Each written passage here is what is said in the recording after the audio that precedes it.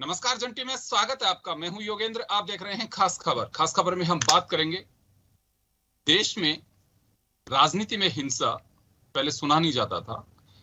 लगातार ये बातें सामने आती हैं कि राजनीति में स्वस्थ और स्वच्छ प्रतिस्पर्धा प्रतिशोध का रूप ले रही है और यही बड़ी वजह है। वो बंगाल हो, चाहे उत्तर प्रदेश हो या दूसरे राज्य हो, चुनावी हिंसा जिसे हम कहते हैं, लोकतंत्र में उसे बर्दाश्त नहीं किया जा सकता। बेशक दूसरे दलों के लिए हिंसा जब होती है तो एक पार्टी वाले उन्हें गुंडे बताते हैं और कहा भी जाना चाहिए, इसमें कोई डाउट नहीं है। सरेआम अगर कोई इस तरह की दादागिरी करता है, कानून को ताक में रख करके कोई भी करता हो, समाज उन्हें गुंडे की नजर से ही देखता है, वो कोई भी हो।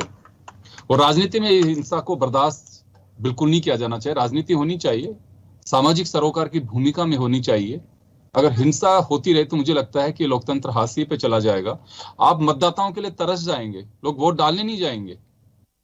मुझे लगता है सभी राजनीतिक दलों की मॉरल ड्यूटी है कि हम इस हिंसा से बाहर निकल सके। लेकिन हम सोचते हैं कि कभी एक घटना हो गई तो चलिए ठीक है, आपसी कोई रंजिश होगी।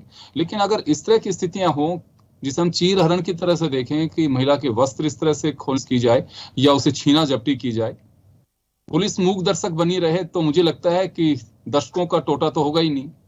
खैर चलिए, तमाम परिस्थितियों को लेकर के हम चर्चा करेंगे। बात मैं उत्तर प्रदेश के संदर्भ में कर रहा हूं, जहां ब्लॉक अध्यक्ष के चुनाव नामांकन के दरमियान जिस तरह के हालात बने वो किसी से छुपे नहीं है और बड़ी विचित्र स्थितियां बनी है। मुझे लगता है कि जवाबदेही होनी चाहिए। इससे हम किसी को एपीओ करें या कांस्टेबल को सस्पेंड कर दें, ये नाकाफी है। हमारे साथ इस वक्त इस मुद्दे पर चर्चा करने के लिए कांग्रेस से यूनुस आगा साहब जुड़े हैं, अलीगढ़ से, बनारस से भाजपा नेता शिवानंद जी हमारे साथ में जुड़े हुए हैं, डॉक्टर अरविंद गुप्ता जी समाजवादी पार्टी से हमारे साथ जुड़े हैं और हमारे सहयोगी अरुण मिश्रा हमारे साथ जुड़ रहे हैं। सभी का स्वागत है। मैं सबसे पहले नमस्कार शिवानंद जी आपके पास आना चाहूंगा। राजनीति में हिंसा को बर्दाश्त नहीं किया जा सकता, आप इससे तो ताल्लुक रखेंगे, लेकिन आप लोगों की जिम्मेदारी है वहां पे। ममता बनर्जी की सरकार पे अगर उंगली उठती है कि वो हिंसा को रोक नहीं पा रही है, वो हिंसा, ये हिंसा कुछ अलग कह सकते हैं कि वहां इलेक्शन के बाद में, यानी कि पोस्ट इफेक्ट है, यहाँ पे अभी प्री इफेक्ट आ रहा है, तो ये कुछ स्थितियां। लोकतंत्र में हिंसा कहीं पे भी हो, किसी भी तरह की हो, वो हिंसा है। जी नमस्कार। हिंसा करने वाला व्यक्ति चाहे किसी पार्टी का हो, चाहे भाजपा को हो या किसी पार्टी का हो, उसके खिलाफ कार्रवाई जरूर होनी चाहिए। और दूसरी बात मैं आपसे ये कहना चाहूंगा कि भारतीय जनता पार्टी कभी भी, जैसे आपने कहा कि पश्चिम बंगाल की जो स्थिति है, तो पश्चिम बंगाल की तुलना यूपी से नहीं होना चाहिए। पश्चिम बंगाल ऐसी स्थिति आ नहीं है, लेकिन कुछ गिने चुने लोगों के कर्तव्य की वजह से बदनाम होना पड़ता है। और रही बात प्रशासन की, तो प्रशासन की ये जिम्मेदारी, पुलिस विभाग के लोग भी जो भी दोषी पाए गए या कोई कार्यकर्ता दोषी पाया जाएगा तो उसके खिलाफ कार्रवाई होने में कोई ये एकदम कटु सत्य है कि कोई दिक्कत नहीं होनी चाहिए, ना ऐसी होगी कभी भी। मैं वापस आ रहा हूँ आपके पास में, अरविंद जी के पास में जाना चाहूंगा। डॉक्टर अरविंद गुप्ता समाजवादी पार्टी के प्रवक्ता हैं, हमारे साथ जुड़े हुए हैं। अरविंद जी आपके पास आना चाहूंगा। सरकार का ये कहना है कि कोई भी हो, वीडियोस देख रहे हैं, जो दोषी होंगे उन्हें बख्शा नहीं जाएगा। पुलिस प्रशासन के आला अधिकारी हैं, उनका भी यही बयान है, सरकार का भी यही बयान है। जांच होगी, हमें थोड़ा इंतजार करना चाहिए। योगेंद्र जी, सवाल ये नहीं उठता, पिछले 4.5 साल से जनता हर जगह जहां भ्रष्टाचार हो रहा है, अत्याचार हो रहा है, और जब अपनी आवाज उठाती है, बीजेपी के ही नेता कहते हैं साहब प्रशासन हमारी बात सुन नहीं रहा। मैं आपको कई जनप्रतिनिधियों के बता देता हूं, मुकेश राजपूत सांसद फर्रुखाबाद, वर्मा जी विधायक तिलहर, इसके अलावा और भी कई ऐसे जनप्रतिनिधि जिन्होंने सीधे कहते थे जनता से कि भाई देखो प्रशासन हमारी बात सुन नहीं रहा है। आज ऐसा क्या हो गया कि एकदम प्रशासन केवल सुन ही नहीं रहा, आपके साथ जो है वो कंधे से कंधा मिलाकर और लोगों के घरों में दबिश दे रहा है और अत्याचार की एक पराकाष्ठा पार कर गया। ये वो पार्टी है जो आदर्शवाद की बात करती है, जो शुचिता की बात करती है, जो नारी की प्रतिष्ठा की बात करती है। आज उस पार्टी की स्थिति ये है कि उसने एक आतंक का माहौल बना दिया। लोग पहले कहते थे साहब दूसरी पार्टियों में गुंडागर्दी होती है, आप अगर गौर करके देखिए तो इस पार्टी में गुंडागर्दी नहीं, एक सुनियोजित षड्यंत्र के तहत, और इसके पीछे जड़ क्या हो सकती है? 4.5 साल तक आपने अपने कार्यकर्ताओं तक की नहीं सुनी, जनता की नहीं सुनी। आखिर इसके पीछे मूल कारण क्या है? ये जो इलेक्शन होते हैं, इनमें धन बल का बहुत बड़ा उपयोग किया जाता है, साथ में बाहुबल का उपयोग होता है। कहीं ऐसा तो नहीं कि बहुत बड़े धन बल का जो उपयोग होना था, जो नंबर 2 का पैसा मार्केट में सर्कुलेट होना था, उसकी वजह से आज प्रशासन भी सुन रहा है। सभी जनप्रतिनिधि अपनी बात मनवाने के लिए एक इशारा करते हैं, प्रशासन तुरंत उनकी बात मानता है। कैसे मैं मान लूं कि जो है कुछ लोगों के ऊपर आपने जो है कि हम कार्रवाई कर देंगे साहब? इतनी हिम्मत, जब 4.5 साल में कभी कोई ऐसा कुछ नहीं हुआ कि किसी की नहीं सुनी गई, जनता त्राई त्राई करती रही, तब आपने कभी भी ये नहीं कहा कि इनके ऊपर कार्रवाई होगी, इस प्रशासन के ऊपर कार्रवाई होगी। लेकिन आज जो है, जब आपने हर जगह, जिला पंचायत अध्यक्ष का आप ले लीजिए, किस तरीके से, क्या कभी आपने सुना था कि आईएएस पीसीएस के रैंक के अधिकारियों के ऊपर इतना दबाव डाला गया कि वो अपने आप जो है सड़कों पर उतर आए कि इसलिए कि हमें हर हाल में अपने जिला पंचायत अध्यक्षों को जिता के भेजना है? आप एक चीज गौर करके देख लीजिए, 3050 सीटों में से भाजपा ने मात्र 665 सीटें जीती। आखिर ऐसा कैसे हो गया? जब जनता ने आपको केवल 20% से भी कम जनादेश दिया, तो 90% सीटों पर आपके जिलाध्यक्षों की नियुक्ति कैसे हो गई? ये भी एक सवाल है। दूसरा, वही पुनरावृत्ति इसमें करना चाहते हैं, केवल और केवल भय और आतंक का माहौल क्रिएट करके। लेकिन सीधी बात है, इस देश में संविधान भी है, और समाजवादी पार्टी के हमारे राष्ट्रीय अध्यक्ष जी ने भी ये कहा है कि देखिए, हम संवैधानिक तरीके से इन सब जितने अत्याचार हो रहे हैं, इनको एक एक करके उठाएंगे, और जनता सब देख रही है। ऐसा नहीं होगा कि अब आप दूसरों से तो। अरविंद जी आ रहा हूं मैं। अरुण मिश्रा हमारे साथ जुड़े हैं, हमारे साथी। अरुण जी, आपके पास आना चाहूंगा, लेकिन गिरी की जो घटना है वो तो मुझे लगता है कि हम उसे बर्दाश्त नहीं कर सकते, जितनी उसकी निंदा की जा सकती है। और हथगोले, गोलीबारी जिस तरह से हुई है, चुनावी हिंसा, ये ब्लॉक अध्यक्ष के चुनाव है। आगे आने वाले दिनों में असेंबली का इलेक्शन होगा, दूसरे भी होंगे। बंगाल के घाव अभी तक लोग देख रहे हैं, उत्तर प्रदेश उसी दिशा में आगे बढ़ रहा है। आरोप जो लगा रहे हैं, अभी हमारे साथ कांग्रेस के प्रतिनिधि और समाजवादी पार्टी के प्रतिनिधि बैठे हुए हैं। कांग्रेस के समय के घटनाक्रमों को जहां तक योगेंद्र जी याद करने की बात है, तो उसको 3 दशक हो गए उत्तर प्रदेश से परिदृश्य गायब हुए, और वो अपने राष्ट्रीय नेतृत्व की ही स्थिति सुधार नहीं पा रहे हैं उत्तर प्रदेश में। रहा सवाल जहां तक सपा समाजवादी पार्टी के जो मित्र बैठे हैं, उन्होंने अपनी बात रखी, तो ये सरकारें होती है, सत्ता जिसकी होती है योगेंद्र जी, उनके जैसे कहा जाता है ना कि एक एमएलए या एक एमपी या एक मुख्यमंत्री वो उतना पावरफुल नहीं होता, लेकिन ये जो छुटभइये नेता होते हैं, ये जो कुकुरमुत्ते की तरह उगते हैं सत्ता की चाशनी में, जो ये पैदा होते हैं, वो हर सरकार में होते हैं, हर पार्टी के साथ होते हैं। और कुछ पार्टी का पराभव इतना ज्यादा हो जाता है कि उसको एक दूसरे को लोग गुंडों वाली पार्टी भी कह देते हैं। और ये कथन किसी और ने ही नहीं, एक दूसरी पार्टी की नेता थी मायावती, उन्होंने समाजवादी पार्टी के मुलायम सिंह के लिए कहा था जब गेस्ट हाउस वाला प्रकरण हुआ था। उसी तरह समाजवादी पार्टी की तरफ से बयान आते रहे। आज के मैं अरुण जी देखिए, आज के परिप्रेक्ष्य में बात करना चाह रहा हूं कि देखिए, आज समाजवादी पार्टी सत्ता में नहीं है, आज समाजवादी पार्टी की जिम्मेदारी नहीं है, आज भाजपा सत्ता में है। और समाज मेरी बात कंप्लीट हो दीजिए। देखिए, चले अरुण जी अपनी बात कर रहे हैं, आगा साहब मैं लौटूंगा आपके पास में, लौटूंगा जी। अरुण जी कंटिन्यू हो जाने दीजिए, उसके बाद बोलिएगा। हमान में ये सारे नंगे हैं, इनको देखिए, आप अपनी बात तब रखिएगा जब आपको अवसर मिले, और जब लाइव किसी चैनल पे बैठा करें तो पहले तो आप ये सीखिए कि आप जो भाषा रखते हैं उसको मर्यादित रखें। आप जो है मान्यवर कभी भी आगा साहब मैं लौटूंगा आपके पास में, आगा साहब आपको अवसर दूंगा, आगा साहब आपके पास में आऊंगा, आपके पास आऊंगा। अरुण जी कंटिन्यू करिए, अरुण जी कंटिन्यू करिए, आप अरुण जी कंटिन्यू करिए। मैं चुनावी हिंसा की बात कर रहा हूं, अभी जो हालात बन रहे हैं वहां पे। मैं वही बात कहने जा रहा हूं कि जो प्रतिपक्ष होता है, जब वो सत्ता पक्ष में होता है, और दूसरी पार्टी जब वो विपक्ष में होती है, तो यही परिस्थितियां हर एक पार्टी और हर एक दल में निर्मित होती है। आज कोई दल ये कहने लगे कि साहब हम दूध के धुले थे या हम सफेद थे। आगा साहब मैं लौटूंगा आपके पास में, आगा साहब लौटूंगा आपके पास में, वर्तमान घटनाक्रमों का सवाल है, निश्चित तौर पर इस बात से इंकार नहीं किया जा सकता कि जो प्रदेश में परिदृश्य निर्मित किया जा रहा है, मैंने आपको कई बार कहा है योगेंद्र जी, कि भारतीय जनता पार्टी या उसकी सरकार को या उसके मुख्यमंत्री को प्रतिपक्षियों से कहीं ज्यादा उसके अपनों से खतरा है। ये वही अपने हैं जो गली गली नुक्कड़ में, ब्लॉकों में, तहसीलों में, जो कल तक इस बात की बात कहा करते थे, और ये समाजवादी पार्टी के जो मित्र बैठे हैं उन्होंने कहा भी, वो बात सही कह रहे हैं कि यही भारतीय जनता पार्टी के जनप्रतिनिधि कहते थे रहे कि हमारी सुनवाई नहीं होती। कई विधायक, बिल्कुल सही बात है, पार्षद और सभासद हैं जो बोलते रहे। और आज ये घटनाक्रम है कि छुटभइये नेता जो जिले के, ब्लॉकों के हैं, वो इस डांड बने घूम रहे हैं, इस तरीके के घटनाक्रम घटित कर रहे हैं जिस पर सरकार को अंकुश लगाना निहायत आवश्यक है।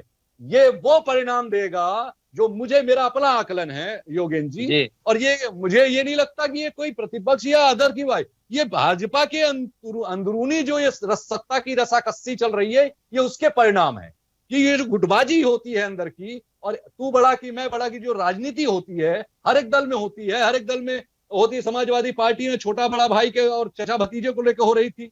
मायावती के समय में किसी को उसने पनपने ही नहीं दिया बसपा ने कभी, इसलिए उनके यहाँ वो स्थिति नहीं बन पाई। कांग्रेस के समय में भी जो राजनेता होते ऊपर स्तर के, उनके बीच ये चलती रहती है।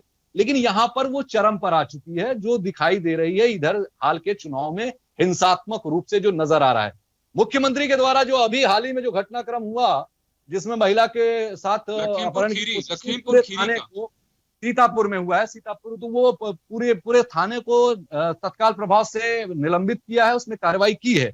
लेकिन सवाल सिर्फ एक घटनाक्रम पे कार्रवाई करने का नहीं है। निश्चित तौर पे अगर इस तरह के घटनाक्रमों पर योगेंद्र जी, अगर उत्तर प्रदेश सरकार या उसकी मुखिया योगी आदित्यनाथ ने अंकुश नहीं लगाया, तो इसमें कोई दो राय नहीं है कि जो अभी आपराधिक भूमाफियाओं, बड़े बड़े माफियाओं के खिलाफ कार्रवाई का दम उत्तर प्रदेश सरकार भर करके अपने आप को एक स्थापित पार्टी के तौर पर और स्थापित अपराधियों के विरुद्ध कार्यकारी कह रही। अरुण जी वापस लौटूंगा अरुण जी वापस आ रहा हूं मैं आऊंगा अरविंद जी आपके पास आऊंगा, शिवानंद जी के पास में जाना चाहूंगा। शिवानंद जी, सरकार किसी की भी आए, देश राज्य स्थायी है, हमारा तंत्र स्थायी है।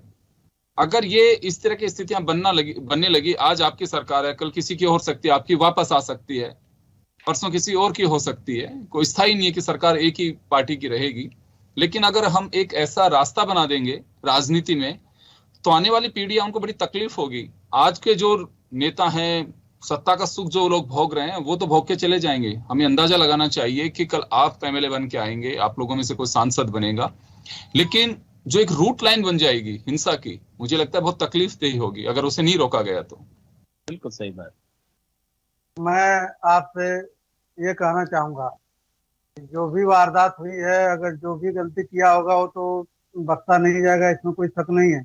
अभी कुछ हमारे विपक्ष पार्टी के लोग बता रहे थे, समाजवादी पार्टी के, कि भाजपा सरकार में ऐसा हो रहा है। ये लोग बलिया में जिला पंचायत का चुनाव जीते थे, तो भाजपा के मंत्री के माता को गाली और उसके परिवार को अभद्र गालियों से नारेबाजी कर रहे थे। आप उसी की पुनरावृत्ति करेंगे? आप उसी की पुनरावृत्ति करेंगे? पुनरावृत्ति नहीं करेंगे, बात सुनिए। यहाँ देखिए, आप अपनी पार्टी की बात करते हैं कि आप स्वच्छता की पार्टी है, एक आदर्श बात को आप प्रस्तुत करते हैं। अरविंद जी, आ रहा हूँ। मैं तो टोका नहीं, आप में मुझे बोलने दीजिए, फिर आप बोलिए। शिवानंद जी, हमारे कहने का मतलब ये है कि ये लोग उपदेश देते हैं, पहले अपने कार्यकर्ताओं को समझाएं, और जो भी आदमी, चाहे भाजपा का हो चाहे कोई हो, अगर गलत किया होगा तो हमको नहीं लगता कि माननीय योगी जी सरकार उसको बख्शने वाली है। और हमारे यहाँ के कार्यकर्ता अनुशासित हैं, एक आध दो लोग गलती किए होंगे तो बख्शे नहीं जाएंगे, क्योंकि ये जो ग्रामीण क्षेत्रों का जो चुनाव चल रहा है, इसमें 5 साल पहले का आप रिकॉर्ड उठाएंगे तो इससे कहीं ज्यादा समाजवादी पार्टी के लोगों ने उसका युद्धाभास किया होगा। ये आप लोग भी जान रहे हैं और सारे लोग जान रहे हैं। यहाँ भाजपा सरकार के यशस्वी मुख्यमंत्री किसी कार्यकर्ता को या किसी को ये नहीं कहेंगे कि आप जाके जो है लड़ाई करिए या किसी के साथ अभद्र व्यवहार करिए। किसी पार्टी का मुखिया कहता है क्या किसी को ये बात? किसी पार्टी का बात बता रहे हैं, मुख्यमंत्री कहता है कि आप जाइए, झंडे ले जाइए, सामने वालों को दूध दीजिए, ऐसा कोई कहता है क्या? बात तो सुनिए, हमारे कहने का मतलब ये है कि हमारे संगठन में गलत करने वालों के लिए कोई जगह नहीं है, और रही बात शासन प्रशासन की, अरे तो क्या शासन कह रहे हैं? प्रशासन अपनी कार्रवाई कर रहा है। चलिए शिवानंद जी, मैं बिल्कुल आऊंगा आपके पास में। शिवानंद जी वापस लौटूंगा, डॉक्टर अरविंद के पास में जाना चाहूंगा। जी अरविंद जी, समय हमारे पास कम है, तीनों लोगों से आपसे बात करनी है मुझे। एक अभी मिनट अभी अभी हमारे बीजेपी के प्रवक्ता जी ने बड़ी अच्छी बात कही है कि इनका कार्यकर्ता बहुत ही जो है संस्कारित है। उस कार्यकर्ता की ही पिछले 4.5 सालों में वह प्रताड़ित होता रहा, लेकिन ना किसी मुख्यमंत्री जी ने सुनी, ना संगठन के किसी पदाधिकारियों ने सुनी है। साहब यही रोना रोते रहे कि प्रशासन हमारी कभी सुनता ही नहीं है। फिर आज अगर ऐसा कैसे हो गया कि प्रशासन सुन ही नहीं रहा है, आपके तो सुर में सुर मिला रहा है और ताल में ताल मिला रहा है, ये मैं कैसे मान लूं कि वो कार्यकर्ता जो, इसमें कोई शक नहीं, बीजेपी कार्यकर्ता आप जो कह रहे हैं कि संस्कारित है, तो सही बात तो ये है कि कार्यकर्ताओं की उसमें भागीदारी कम थी, उन लोगों की भागीदारी ज्यादा थी जो पीछे से ये लगाए बैठे थे कि कब हम सत्ता के दंभ में पैसे को जितना भी हम अपना तरफ खींच सके उतना खींच लें, और इसमें संगठन की बहुत बड़ी भूमिका है। आप जरा इस पे गौर करके देखिए कि ये बहुत बड़ा एक सवाल उठता है कि ये जिसमें धन का इन्वॉल्वमेंट सबसे ज्यादा है, आखिर उसी टाइम पार्टी इतनी सक्रिय कैसे हो गई, प्रशासन इतना सक्रिय कैसे हो गया। आगे जनप्रतिनिधियों की आज आप ऊर्जा देखिए, जो 4.5 साल तक कोरोना के समय में कहीं पर भी दिखाई नहीं पड़ रहे थे, आज वो गली गली धूल छाकने की तरफ घूम रहे हैं। ऐसे कैसी सक्रियता आ गई? अनलॉक होने से आ रहे हैं सब लोग बाहर। जी बिल्कुल ऐसे निकल रहे हैं कि जैसे मतलब आज ही जो अभिमन्यु पूरा जो चक्रव्यूह को भेज देगा। इसका जवाब दें, यूनुस आगा जी, कोरोना काल में एक भी समाजवादी पार्टी का नेता या किसी पार्टी का बाहर नहीं दिखा है, ये भी देख लीजिए। आपके पास में मैं यूनुस आगा साहब के पास जाना चाहूंगा। यूनुस आगा जी कांग्रेस नेता हमारे साथ हैं, उनके पास जाना चाहूंगा। आगा साहब, कार्रवाई की जा रही है, जैसे पता लगा कि जो घटना महिला के साथ में हुई है, जो समर्थक थी उनके साथ में, पूरे थाने को लाइन हाजिर या सस्पेंड जो कार्रवाई की है वो कर दी गई है। और भी लोगों को चुना जा रहा है कि कौन कौन थे, जैसे वीडियो में आ रहे हैं। तो सरकार कोई भी ये दावा कर सकती है कि हाँ उसके टाइम पे हिंसा नहीं होगी।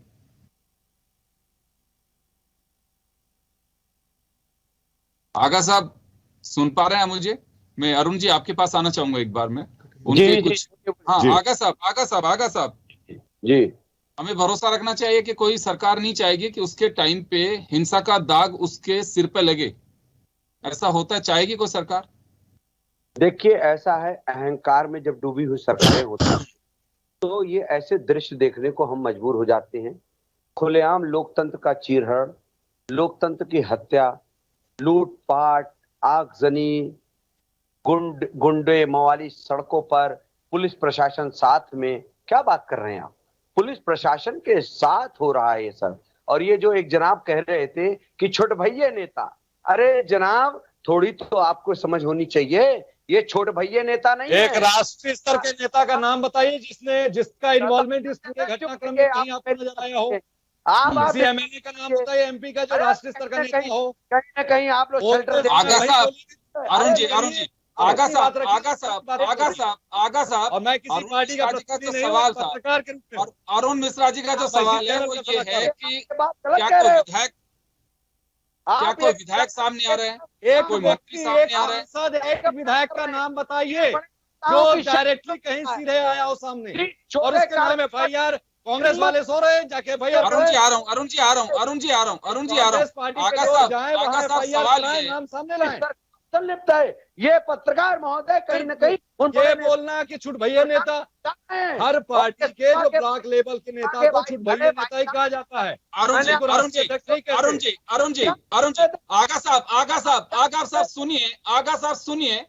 अरुण जी का साफ ये कहना था कि जो छुट भैया नेता हैं, जो फ्रंट पे आकर के जो गुंडागर्दी कर रहे हो, किसी भी पार्टी के हो चाहे, वो उनका जिक्र कर रहे हैं। कोई विधायक वहां पे कोई लाठी लेके घूम रहा हो, कोई बम फेंक रहा हो, वो हम भी जानना चाहते हैं वो तस्वीरें। मैं तो यही कह रहा हूं कि ये बात असत्य है कि छोट भैया नेता, ये छोट भैया नेता किसके इशारे पे कर रहे हैं? आपके लिहाज से कौन है? आपके हिसाब से कौन है? कौन कर रहे हैं फिर? कौन कर रहे हैं? बता रहा हूं, बताने तो दें। सत्ता पक्ष के जनप्रतिनिधि और पूरी सरकार इसके पीछे खड़ी है, और ये सब कुछ उनकी शय पर हो रहा है, और ये खुलेआम हो रहा है। और खुलेआम होने वाली चीज को भी अगर पर्देदारी करोगे तो ये झूठ कहा जाएगा। ये पत्रकार महोदय पूरी बात गलत झूठ बोल रहे हैं। क्या छुड़भैया नेता की हिम्मत हो सकती है? एक नाम कहीं एफआईआर में कांग्रेस के किसी प्रतिनिधि ने या विपक्ष के किसी प्रतिनिधि ने एक विधायक का नाम दिया? आगा साहब वो तरफदारी नहीं कर रहे हैं, अरुण मिश्रा किसी की तरफदारी नहीं कर रहे हैं, अरुण मिश्रा किसी के लिए जा रहे हैं। मुझे बड़ी हंसी आती है कि पत्रकार महोदय पे आरोप लगाना ये भी एक शर्मिंदगी की बात है। एक बार आप एक नाम बताओ ना, आप ये बता नहीं रहे हो कि कौन है, आप सामने वाले को कह रहे हो कि वो गलत बता रहा है। एक ही था। आप पूरे उत्तर प्रदेश के किसी भी जिले में कांग्रेस के किसी भी कार्यकर्ता ने, किसी भी नेता ने, किसी भी बीजेपी के एमएलए एमपी के खिलाफ मुकदमा दर्ज कराया? किसी भी इस मामले को लेकर के, चुनाव के मामले को लेकर कोई कंप्लेन दर्ज? योगेंद्र जी, सोशल मीडिया पर आई।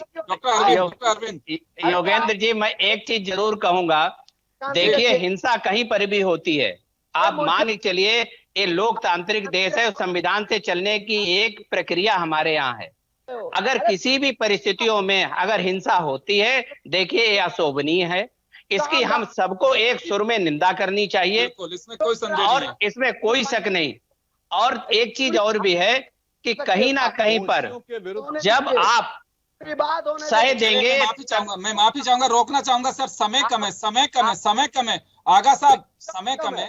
हम सिर्फ इतनी गुजारिश ये कर रहे हैं हमारे दर्शकों से कि हिंसा का लोकतंत्र में कोई स्थान नहीं है, हिंसा को बर्दाश्त बिल्कुल नहीं किया जाना चाहिए। वो कोई भी हो सकता है, कोई भी हो, हम सबका एजेंडा एक ही होना चाहिए कि लोकतंत्र में हिंसा बर्दाश्त नहीं की जा सकती। सरेआम गुंडागर्दी कोई भी करता है, उसे बर्दाश्त बिल्कुल नहीं किया जा सकता, उसकी निंदा करनी चाहिए। हमारा जो एजेंडा वो यही है। आगा साहब अरुण मिश्रा जो कह रहे हैं, आप उस बात को समझ नहीं पा रहे हैं। वो उनका साफ कहना था कि हिंसा को कोई बर्दाश्त नहीं कर सकता। बिल्कुल सही बात है, कोई स्थान नहीं है। मैं चले माफी चाहूंगा, जो तस्वीरें हम देख रहे हैं मजबूरी और समय आपको दिखानी पड़ रही है, लोकतंत्र कोई स्थान नहीं है। योगेंद्र जी, सत्ता समर्थित जो भी छोटे स्तर के नेता होते हैं, खास करके ब्लॉक लेवल पे किसी भी दल के होते हैं, वो अपने सत्ता के प्रभाव में जाने अनजाने, वो ना चाहते वो चाह करके भी वो अपना प्रभाव वर्चस्व कायम करने का प्रयास करते हैं। और खास करके इस तरह के ब्लॉकों के पंचायतों के चुनाव में ये अरुण जी समय कम है, मैं रोकना चाहूंगा। अरुण जी समय कम है, मैं रोकना चाहूंगा, तमाम अतिथियों को रोकना चाहूंगा। तो चलिए, जैसे हम कह रहे हैं कि हमारा मजमून जो है हमारी बहस का, वो साफ था कि हम हिंसा के खिलाफ, हिंसा की घोर निंदा करनी चाहिए। हिंसा का लोकतंत्र में कोई स्थान नहीं है। हम सबको एक ही सुर में बात उठानी चाहिए। अगर कोई जाने अनजाने कोई कैसे भी करता है तो कानून हमारे लिए उसके लिए बना हुआ है, चाहे जाने हो चाहे अनजान हो। हिंसा कहीं ना कहीं किसी तरह से होती है, उसे बर्दाश्त नहीं किया जाना चाहिए। जाने अनजाने का इश्यू नहीं है यहाँ पे, यह है कि हम इन चीजों को बर्दाश्त ना करें। जिन कंधों पर जिम्मेदारी है, सत्ता चलाने की हो या एडमिनिस्ट्रेशन को चलाने की हो, वो इससे बच नहीं सकते। उन्हें ध्यान देना चाहिए, उनकी अपनी जिम्मेदारी है कि हम कैसे उसे बाहर कर सकें, कैसे उसे बर्दाश्त से बाहर लेकर के जा सकते हैं। और ऐसी चीजों को टॉलरेट करने की कहीं किसी में कोई गुंजाइश नहीं होनी चाहिए। आप सभी का बहुत बहुत शुक्रिया। खास खबर में इतना। धन्यवाद, नमस्कार।